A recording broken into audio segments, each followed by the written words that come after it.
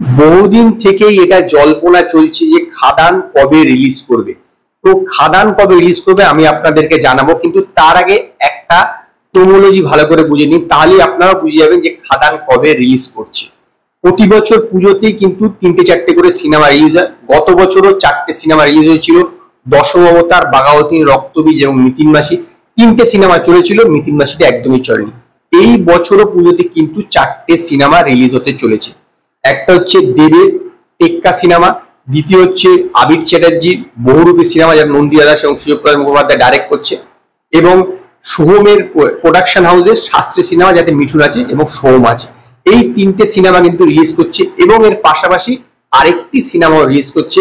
সেতে থাকতে চলেছে প্রসেনজিৎ এবং অনির্বাণ ভট্টাচার্য, মানে যেটা দশম অবতার জুড়িটা আবার এই সিনেমার মাধ্যমে কামব্যাক করছে, এবং এই সিনেমাটা ডাইরেক্ট করবে নতুন পরিচালক, কিন্তু প্রডিউসার হচ্ছে দশম অবতারের যারা প্রডিউস করেছে তারাই এইটা প্রডিউস করবে।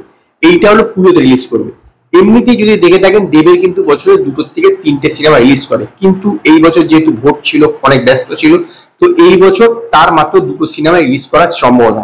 একটি টেক্কা তো কনফার্ম হয়ে গেছে, আরেকটি সিনেমা সে শুটিং করছে, সেটা হচ্ছে খাদান। প্রতি বছর যখন বড়দিন আসে, বড়দিনের সময় দেখবেন অতনু রায় চৌধুরীর এই সিনেমার প্রোডাকশনের সিনেমা বেরোয়। গত বছর প্রধান বেরিয়েছিল, এই বছর একটি সিনেমা বেরোনোর কথা ছিল, কিন্তু সেই সিনেমার এখনো স্ক্রিপ্টিং এর কাজ চলছে।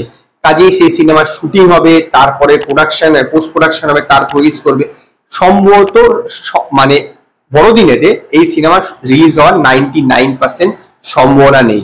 আগে এটা ঠিক ছিল যে খাদান সিনেমা নেক্সট ইয়ারে ঈদের সময় আসবে, কিন্তু যেহেতু অতনু রায় চৌধুরীর সিনেমাটা 25শে ডিসেম্বর রিলিজ হচ্ছে না, কাজেই খাদান এই বছর 25শে ডিসেম্বরের সময়তেই আসতে চলেছে। ইয়েস, খাদান 25শে ডিসেম্বরে যে উইক আছে সেই সময় আসতে চলেছে।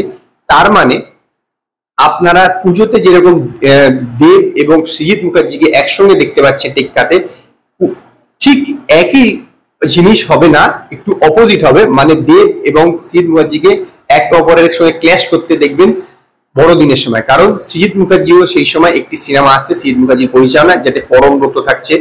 তো সেই সিনেমাটা কিন্তু শীতকালে আসছে, আর দেবেরও খাদানও কিন্তু শীতকালে আনা হচ্ছে। কারণ যেটা বললাম যে অতনু রায় চৌধুরীর সিনেমাটার এখন স্ক্রিপ্টিং এর কাজ চলছে, তারপরে সিনেমাটা কমপ্লিট হবে, প্রি প্রোডাকশন, তারপর প্রোডাকশন, তারপর পোস্ট প্রোডাকশন। তো কাজেই সম্ভাবনা একদমই নেই বলা যেতে পারে শীতের সময় সিনেমাটা রিলিজ করবে, এবং সেই কারণেই খাদান দেব এগিয়ে এনেছে। কারণ আগে যেটা ঠিক হয়েছিল যে এটা ঈদের সময় রিলিজ করবে 2025 সালে, সেইটার থেকে কিন্তু এই বছরই 25শে ডিসেম্বরের উইকে এই সিনেমাটা রিলিজ করছে। তো আজকে এই পর্যন্ত। যদি আপনার এই ভিডিওটি পছন্দ হয়, ভিডিওটিকে লাইক করুন, কমেন্ট করুন, শেয়ার করুন, আর নতুন নতুন আপডেটের জন্য আমার চ্যানেলকে সাবস্ক্রাইব করুন।